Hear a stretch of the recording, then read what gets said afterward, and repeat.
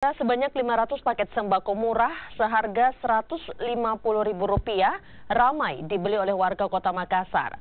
Paket sembako murah dari BPJS Ketenagakerjaan ini menjadi solusi mahalnya harga sembako di bulan Ramadan, utamanya bahan makanan pokok seperti beras dan gula pasir.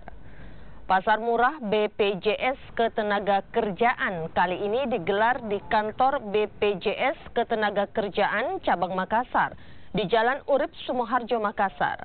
Sebanyak 500 paket sembako murah disiapkan untuk warga Kota Makassar peserta BPJS Ketenagakerjaan.